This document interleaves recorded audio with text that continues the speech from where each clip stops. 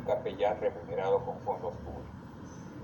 La Corte Suprema norteamericana dijo que no se veía afectada la primera enmienda de la Constitución porque esta oración de un pastor para la apertura de las sesiones parlamentarias era una tradición sostenida por más de 200 años y que por tanto formaba ya parte del tejido social. No son sentencias que mencione el Tribunal Constitucional en este caso, pero también a propósito, ya que hablamos de la jurisprudencia de la Corte Suprema norteamericana, conviene mencionar, ¿no? Y la Corte Suprema norteamericana en junio de 2005, exactamente el mismo día, dio dos sentencias referidas a la exhibición de los 10 mandamientos, pero con sentidos contradictorios. O sentidos opuestos, mejor dicho. El primero fue, uno de ellos fue el caso Van Orden versus Ehrlich, donde se reclamaba por la presencia de un monumento que contenía los 10 mandamientos en los jardines del Capitolio de Texas. El Tribunal Constitucional, la Corte Suprema norteamericana dijo que en este caso no se vulneraba la primera enmienda, ¿bien?, por el contexto histórico en el que se había puesto este monumento, ¿no?, que era pues, como una expresión o una significación de ir contra la delincuencia juvenil hace más de 40 años, además, puesto ahí. No revestía su colocación un propósito religioso y se trataba de un monumento de carácter pasivo. El carácter pasivo del símbolo religioso, del símbolo, será algo que retomaremos más adelante también. Y el otro caso fue el caso McCreary County versus ACLU, en el que se reclamaba que en las sedes judiciales de 2 condados del estado de Kentucky se exhibían los 10 mandamientos marcados, colocados pues, en las paredes de los respectivos, de las respectivas sedes judiciales. En este caso sí, la Corte Suprema entendió que se vulneraba la primera enmienda, pues la exhibición de los 10 mandamientos en este caso sí tuvo un propósito claramente religioso, y no estaba respaldado por ninguna tradición, como en el caso Van Orden. También podemos mencionar a este propósito la sentencia del Tribunal Constitucional, podemos volver a... está bien. No, es que hay un momento en que como que parpadea la diapositiva y me parece que cambia. Bien, también podemos mencionar a este propósito la sentencia del Tribunal Constitucional Español 34 en 2011 del 28 de marzo, en la que en este caso se reclamaba que los estatutos del Colegio de Abogados de Sevilla designaran como patrona a la Virgen María, y lo hacían por una tradición secular, según propia declaración del Colegio de Abogados.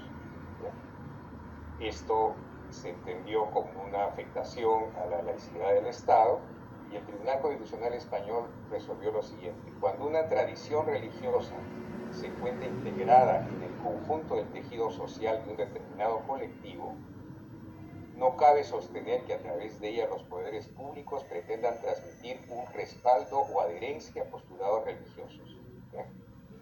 Una tradición religiosa que se encuentra integrada en el conjunto del tejido social de un determinado colectivo.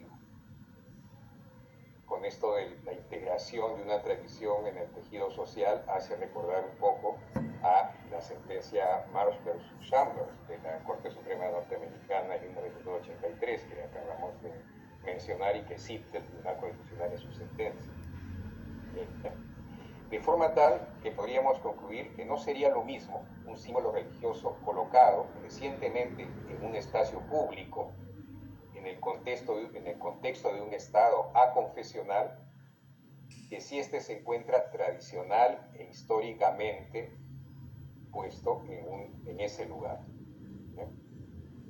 no sería lo mismo un símbolo religioso colocado recientemente en un espacio público, en el contexto de un Estado aconfesional, que si éste se encuentra tradicional e históricamente en ese lugar. ¿Ya?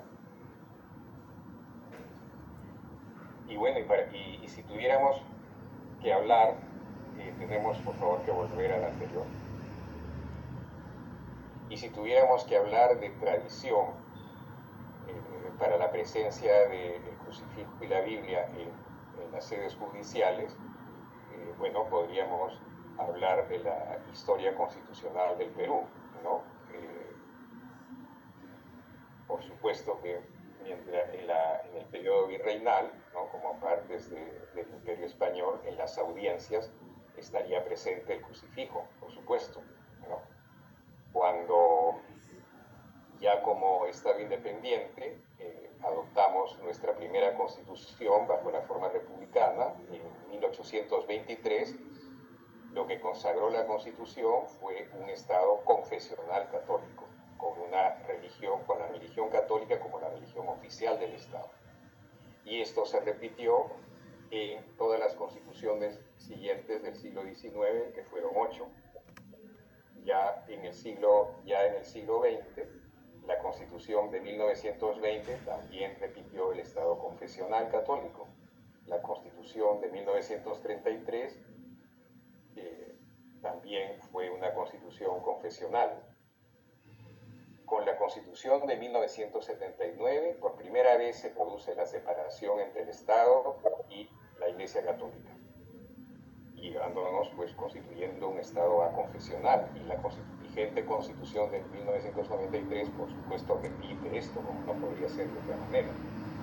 Entonces podríamos decir pues que la presencia de un símbolo religioso como el crucifijo y también la Biblia responde a una tradición de siglos en el Perú, ¿no?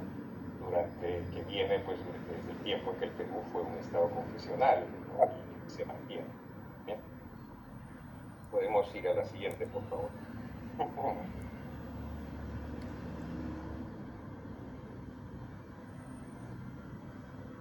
El siguiente argumento podríamos entenderlo como referido a el carácter de los símbolos religiosos como el crucifijo y la Biblia en cuestión en este caso, ¿no?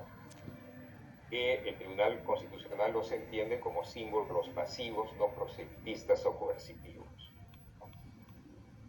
Hay que hacer aquí algunas explicaciones, ¿no? El Tribunal Europeo de Derechos Humanos, desde el caso Helsinki y otros contra Dinamarca, señaló que la determinación de los planes de estudios entran en el margen de apreciación del Estado, con el límite de no perseguir un fin de adoctrinamiento.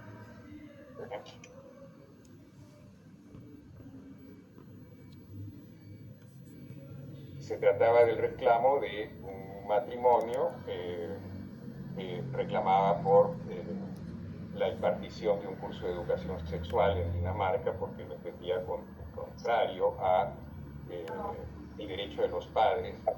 Hay un micro ahí que está interfiriendo. Bien. Bien, decía que en este caso Helsen y otros contra Dinamarca, el reclamo era de unos padres que entendían que el curso de educación sexual iba contra el derecho de los padres a la educación de sus hijos conforme a sus propias convicciones. El Tribunal Europeo de Derechos Humanos dijo que la determinación de los planos de estudio entra en el margen de apreciación del Estado, ¿bien?, con el límite de no perseguir un fin de adoctrinamiento. Entonces el Estado no vulneraba el derecho de los padres a la educación de sus hijos conforme a sus propias convicciones, en este caso, ¿no? Porque esto entraba dentro del margen de apreciación del Estado. Pero ¿qué límite tenía el Estado? El límite de no realizar adoctrinamiento, ¿bien? Es decir, que las la enseñanza debe ser impartida de modo objetiva, crítica y pluralista, ¿eh? Sin una finalidad de adoctrinamiento.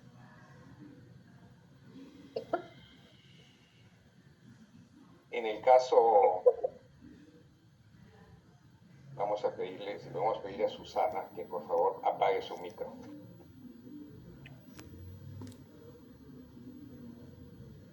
Bien, muchas gracias, Susana. En el caso, en el Tribunal Europeo de Derechos Humanos también, en el caso Danlab versus Suiza, del año 2001,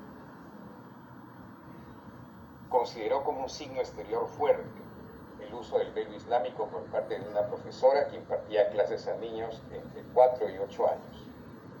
Para el Tribunal Europeo de Derechos Humanos no se podía negar rotundamente que el uso del velo pueda tener algún efecto proselitista o de adoctrinamiento sobre los alumnos. Me parece que un caso bastante discutible, porque parece desde mi punto de vista no ser automático que porque los niños ven a su profesora con el velo islámico, pues van a propender a convertirse al Islam. Pero más bien esto podría ser, quién sabe si hasta saludable, ¿no? Porque así los niños pueden tener un reflejo en la escuela del pluralismo de la sociedad, ¿no? En diversos órdenes, en este caso en el plano religioso, ¿no? Pero en cualquier caso, aquí el Tribunal Europeo de Derechos Humanos introdujo o usó o empleó la idea de signos religiosos fuertes y signos religiosos débiles. ¿Por qué es importante hablar del caso Danlab versus Suiza del año 2001? Porque en el caso Lauzi versus Italia, del año 2011, al que me vengo refiriendo, el Tribunal Europeo de Derechos Humanos consideró que un crucifijo colgado en una pared de un aula escolar no es un signo exterior fuerte, sino un símbolo esencialmente pasivo, contrariamente al velo islámico de Danlab versus Suiza, ¿no? Al que no se le puede atribuir una influencia en los alumnos comparable con un discurso didáctico o la participación en actividades religiosas. El Tribunal Constitucional peruano considera al crucifijo o la Biblia en los juzgados y tribunales como símbolos meramente pasivos o estáticos, no fuertes, presentes en el Poder Judicial por una tradición arraigada en el Perú y no con una intención proselitista o de adoctrinamiento religioso. Entonces es una consideración del crucifijo y la Biblia en el Poder Judicial similar a lo que resolvió el Tribunal Europeo de Derechos Humanos en Lauzi versus Italia en 2011 sobre el crucifijo en la escuela pública y en las aulas de la escuela pública italiana. Asimismo, dice el Tribunal Constitucional, de la sola presencia del crucifijo no se deriva coerción alguna que afecte la libertad religiosa de las personas. La persona, pues, no es obligada a algún gesto de adoración o de reverencia hacia el crucifijo, aunque podría afectar su libertad religiosa. Y el argumento de la coerción también lo veremos también seguidamente. La próxima, por favor.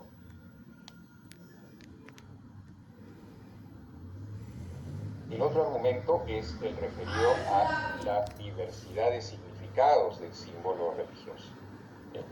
Advierte el Tribunal Constitucional peruano que si bien en un templo el crucifijo tiene un significado religioso, en un escenario público, como en los despachos y tribunales del Poder Judicial, tiene un valor cultural ligado a la historia de un país, a su cultura o tradiciones.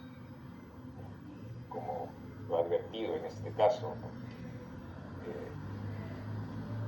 En razón de esta pluralidad de significados, el Tribunal Constitucional concluye que cuando el Estado mantiene tales signos en un espacio público, no significa que abandone su condición de Estado laico para volverse un Estado confesional, protector de la religión católica.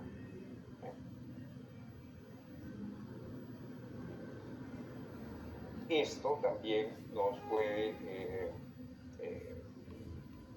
llevar a recordar lo que dijo el Tribunal Constitucional Español en la sentencia ya citada 34-2011 de 28 de marzo. Debemos tomar en consideración no tanto el origen del signo o símbolo como su percepción en el tiempo presente, pues en una sociedad en la que se ha producido un evidente proceso de secularización, es indudable que muchos símbolos religiosos han pasado de ser, según el contexto concreto del caso, predominantemente culturales, aunque esto no excluya que para los creyentes siga operando un significado religioso, como y cita aquí como ejemplo el caso del descanso semanal, del domingo, ¿no? El descanso semanal es una institución secular y laboral que si comprende el domingo, día de descanso de origen religioso cristiano, como regla general de descanso semanal, es porque ese día de la semana es consagrado por la tradición. Entonces, más allá del origen, el día del domingo como día de descanso, el origen religioso del día domingo como día de descanso, la tradición ha consagrado ese domingo al día domingo como día de descanso, con lo cual algo que en su origen, algo que tuvo en su origen, que tuvo un origen religioso, como el descanso de los días domingos, ahora pues por tradición es una institución secular. ¿Bien? La siguiente, por favor.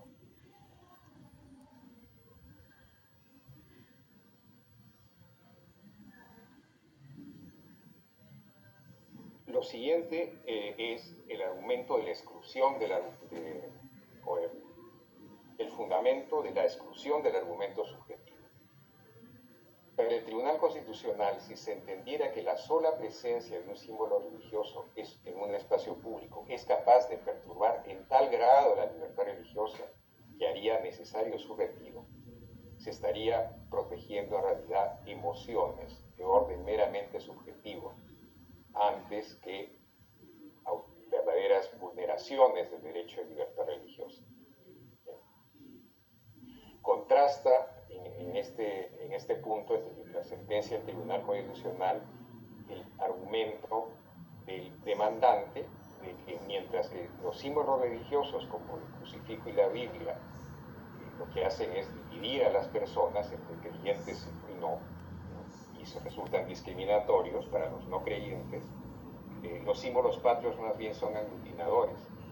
El Tribunal Constitucional responde a ese argumento que también los símbolos patrios pueden perturbar a algunas personas, ¿no? Y recuerda a este propósito los casos resueltos por la Corte Suprema Norteamericana en los años 40 del siglo pasado, denominados los Flag Salute Cases, ¿no? Por el cual unos niños testigos de Jehová se negaron a participar en la ceremonia cotidiana de salud a la bandera en la escuela. La Corte Suprema Norteamericana dijo que eso era una objeción de conciencia que venía protegida por la cláusula de libertad religiosa de la primera enmienda de la Constitución.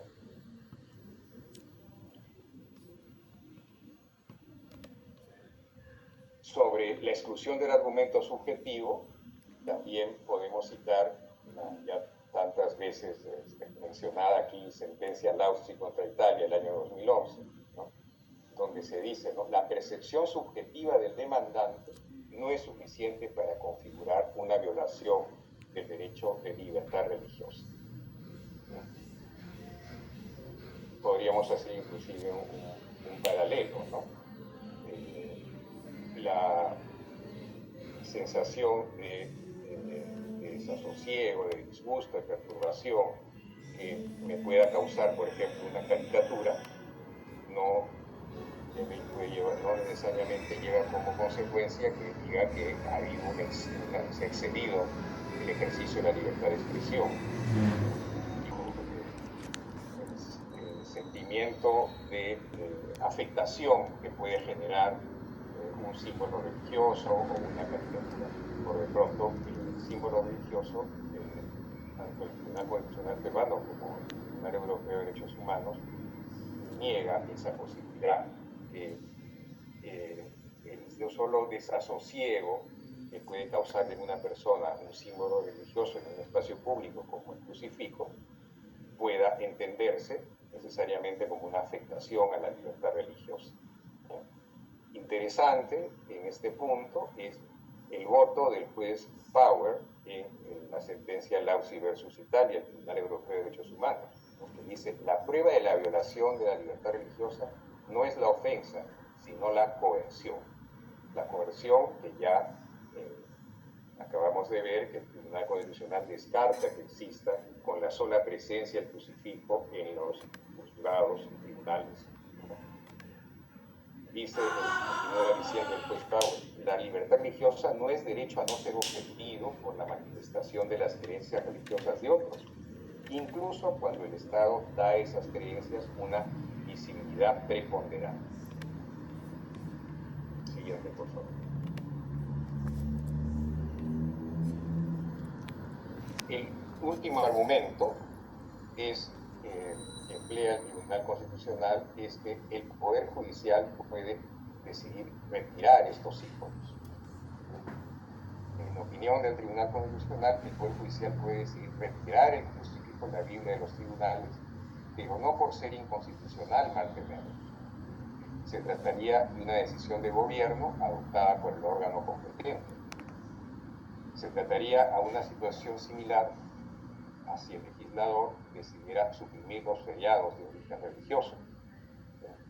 No habría, pues, en ese caso ninguna afectación a la libertad religiosa, bien, sino la decisión del órgano estatal competente, en este caso es el legislador, el Congreso de la República, en tanto que en el Perú los feriados en general vienen señalados en la ley.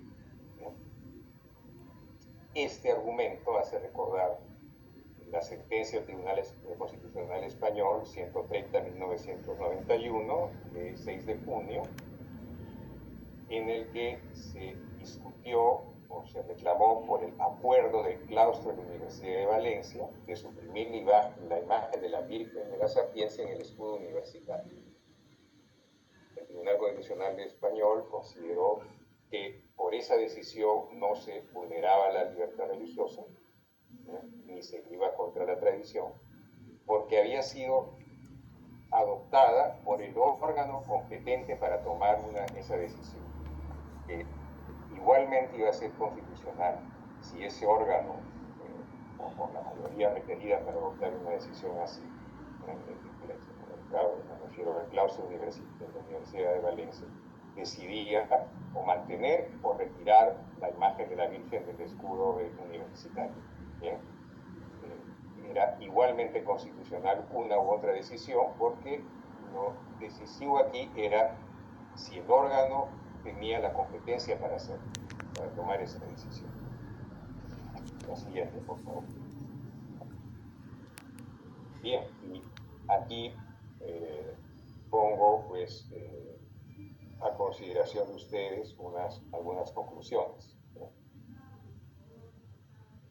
El Tribunal Constitucional peruano distingue el origen y significado, evidentemente religioso, del crucifijo y la Biblia, de su significación cultural, producto de la inculturación de la religión en Occidente.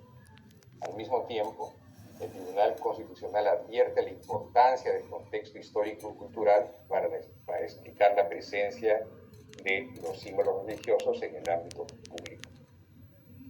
La presencia del crucifijo y la Biblia en el Poder Judicial no se sustenta en razones de confesionalidad o de trato privilegiado de una religión en particular, sino en que estos símbolos se encuentran histórica y tradicionalmente en la esfera pública judicial, por lo que no se ve comprometida la laicidad del Estado, ni alguna que afecte la libertad religiosa.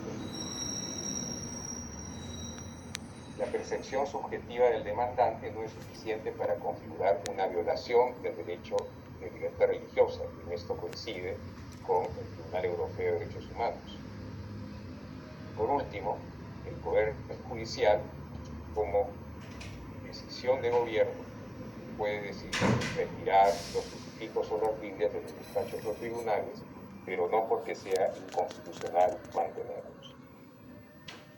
En definitiva, se trata de una sentencia que da una respuesta a un asunto complejo, de la mayor relevancia, como lo prueba que haya recibido la atención de diversos tribunales y cortes constitucionales en el mundo, y que muestra que los símbolos religiosos en el espacio público pueden ser compatibles con un marco constitucional de respeto del derecho fundamental de libertad religiosa y la laicidad del Estado.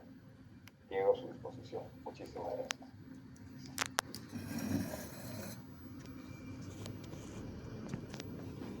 Muy bien.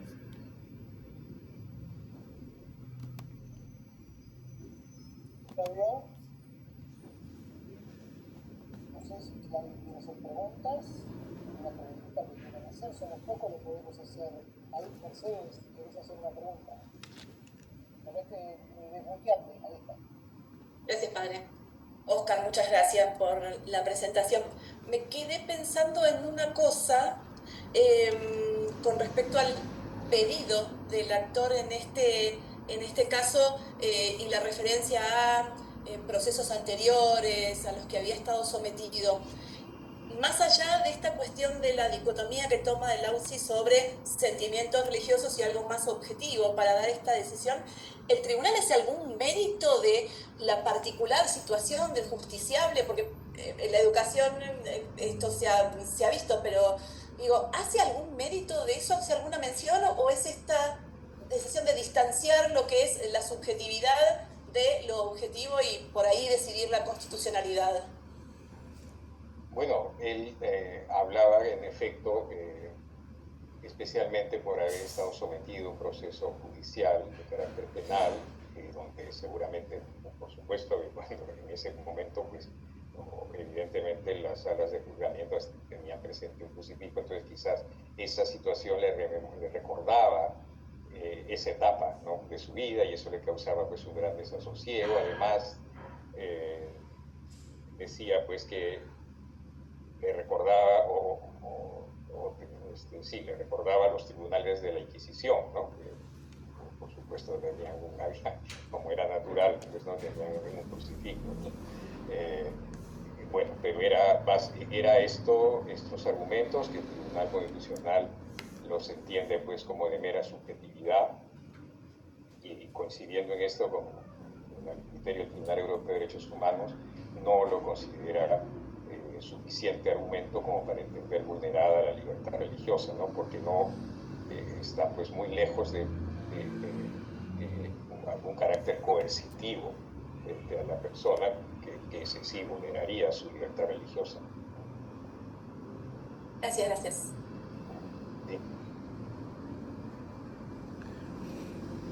Sí. Yo quería aprovechar para...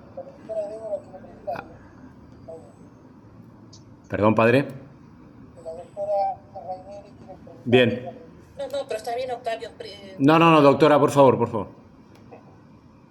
Bueno, muchas gracias.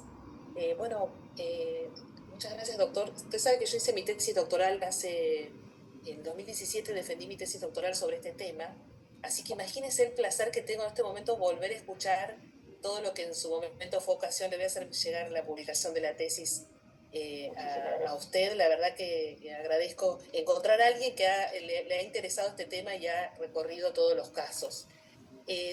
Dos preguntas tengo. Primero, no veo que usted haya mencionado a Francia y toda la lucha que ellos tuvieron respecto de los pesebres en los edificios públicos, que justamente Francia es tomado como un modelo más laicista, porque de todos estos países es el único que tiene una ley, ¿no es cierto?, de separación y de prohibición, porque todos estos estados no tienen expresamente una ley, sino más bien que hay que hacer una lectura en la Constitución. Y los franceses, después de mucho tiempo, el Consejo francés, lograron salvaguardar a los pesebres y decir que legítimamente estaban en época de Navidad en los espacios públicos, justamente haciendo relación a la cultura de Francia, ¿no? Ellos reconocen que en Francia el pesebre es un elemento cultural. Y ahí entonces mi primera pregunta en este argumento es si usted cree que eso es verdaderamente así, si solamente se puede salvaguardar al crucifijo por ser un elemento cultural y no por ser un elemento religioso, ¿no? Mi pregunta es, necesitamos entonces decir que si es cultural y está en la historia, se puede legítimamente exponer, pero si es religioso no, y ahí entonces viene la cuestión de bueno, pero si es pasivo, no adoctrina, etcétera, etcétera. Entonces, mi pregunta es eso, ¿qué sensación tiene usted al considerar si ese argumento es del todo fiel a la realidad? Porque por más que sea cultural, no deja de ser la imagen de Jesucristo, ¿no es cierto? Y se adscribe a una creencia religiosa. Y, y lo segundo es, en el caso Lauzi,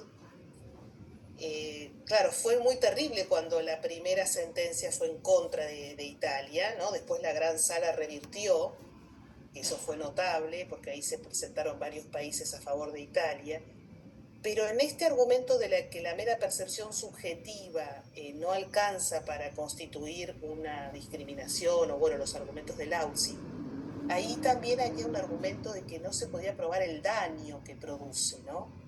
Hay un autor italiano, Maratea, que dice, ahí se condenó a Italia la pena sin daño, decía, ¿no? Y bueno, ese argumento de qué puede dañar a alguien ver una imagen religiosa, aunque no crea en esa religión, ese argumento también es interesante, porque todo el argumento de la discriminación y de que ofende al ateo o al que no cree, ¿cómo? Bueno, yo tendría que mostrar que ese crucifijo. Hay mucha literatura alemana que dice, bueno, es como si yo viera la imagen de Hitler, ¿no es cierto? O alguien, y bueno, los alemanes hablan de la demonización del crucifijo, ¿no? Entonces yo lo pongo en un lugar como de daño y entonces lo ataco. Bueno, esos dos argumentos quería preguntar su parecer. Muchas gracias. Muchas gracias, doctora Ranieri. Realmente me alegro que esta coincidencia entre esta exposición y su tesis doctoral, y que haya sido motivo para recordar lo que fue su tesis doctoral. Bueno, es que yo creo que es un asunto en que difícilmente las personas pueden ponerse de acuerdo. Un símbolo como el crucifijo es cultural, es religioso, es las dos cosas a la vez, ¿no? Yo creo que en lo que podemos convenir es en que no tiene un único significado, un símbolo como el crucifijo, ¿no? Hay personas que lo pueden entender como un símbolo cultural, ¿no? La cruz, por ejemplo, ¿no? La cruz es el símbolo de la Cruz Roja, y la Cruz Roja no tiene un significado, la institución no tiene un significado religioso, por ejemplo, ¿no? Hay otras personas que pueden entenderlo como un símbolo religioso, ¿no? Entonces, cada persona puede tener su propio juicio sobre el significado del crucifijo, ¿no? No podríamos, si pudiéramos decir que es un símbolo de un solo significado, sería lo mismo que decir que hay un significado que debe prevalecer sobre todos los demás, ¿no? Pero, como dice el profesor Javier Ferrer al comentar esta sentencia del Tribunal Constitucional peruano, ¿no? pero aún más, digamos, más grave sería considerar que el significado que hay que darle al símbolo es el significado que le atribuye la persona que se confronta con el símbolo y pide su retirada. ¿Por qué ese tiene que ser el significado definitorio, ¿no? Entonces yo creo que en lo que podríamos convenir es que se trata de símbolos de más de un significado, ¿no? Y que las personas pueden darle el significado que ellas consideren, ¿no? Pero lo importante es ver ¿qué significado puede revestir ese símbolo de su origen religioso, pero que ha estado presente tradicionalmente en un espacio público? ¿No? Si es que podríamos llegar a decir, como indica el Tribunal Constitucional Español, que pueden haber expresiones que en su origen son religiosas, pero producto de la secularización de la sociedad, por tradición, ya han adquirido un significado cultural, ¿no? Como el ejemplo que ponía el Constitucional Español de el domingo como día de descanso, ¿no? Ahora es casi mundialmente aceptado como día de descanso laboral, ¿no? Pero un día de descanso religioso en su origen, ¿no? Y sobre lo segundo, bueno, creo que ahí viene el argumento de descartar la subjetividad como argumento para decir que ha habido una vulneración de la libertad religiosa. No sé si he respondido las preguntas. Sí, muchísimas gracias, muchas gracias. A usted.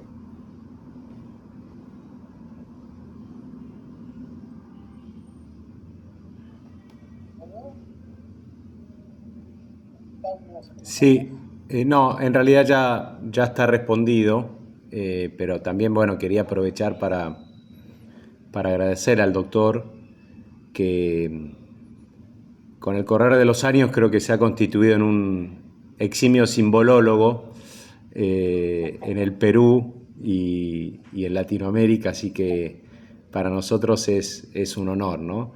Y bueno, me pregunto también qué hubiese pasado si los símbolos se hubiesen incorporado ya con la Constitución reformada, ¿no? En el Perú posiblemente la solución hubiese sido diferente, ¿no? Porque la instalación de los símbolos evidentemente en el régimen constitucional anterior y ese arraigo en la sociedad me parece que era un argumento fuerte. ¿Estoy en lo correcto, doctor? Hay un momento, Octavio, que se cortó tu intervención. No sé si me podrías, por favor, repetir. No, que digo que si la instalación de determinados símbolos en el Perú se hubiese producido ya en el régimen constitucional actual, posiblemente la solución hubiese sido diferente, ¿no? Porque el tema del arraigo en la sociedad y el tema de la historia me parece que es preponderante. Definitivamente, ¿no? Creo que podemos convenir que es una situación distinta la presencia de un símbolo religioso que ya está en un lugar por tradición y por muchos años o muchos siglos, ¿no?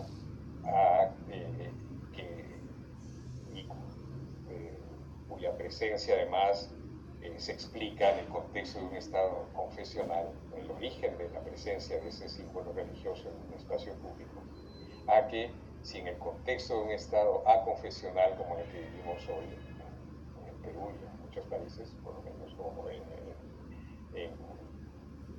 América, pues en toda América, ¿no?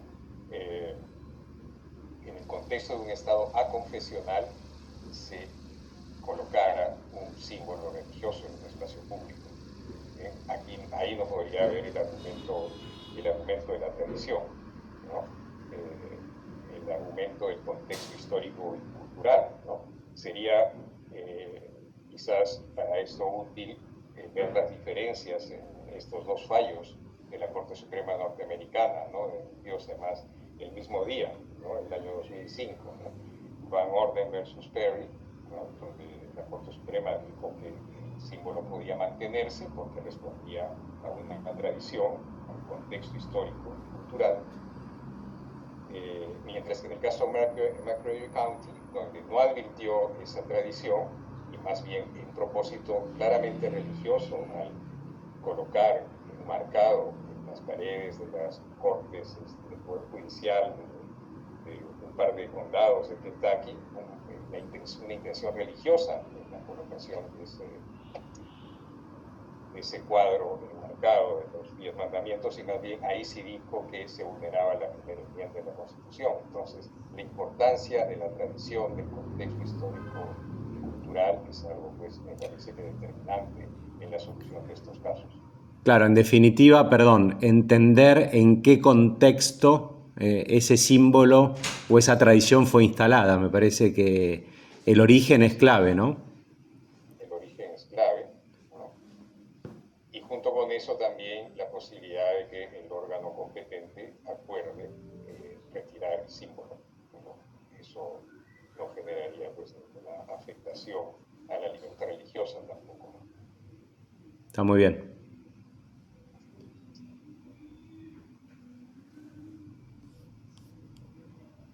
¿Alguien más?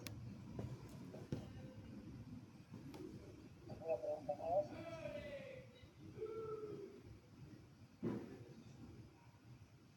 Bueno, no sé, Octavio, ¿te parece que algo de la masculina del doctor?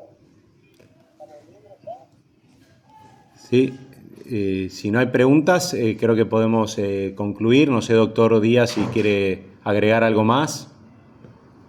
La verdad, solo agradecerles profundamente por esta oportunidad, por las preguntas tan interesantes que se han dado. Bueno, ojalá haya una próxima oportunidad, pero de manera presencial. ¿Cómo no? Bueno, yo le quiero agradecer en especial al presbítero doctor José García, integrante del instituto, por haber moderado y hecho la presentación de esta actividad. Así que les agradezco muchísimo a todos y bueno, no faltará oportunidad para volver a encontrarnos. Muchísimas gracias a todos. Gracias. Muchas gracias. Muchas gracias. Hasta luego.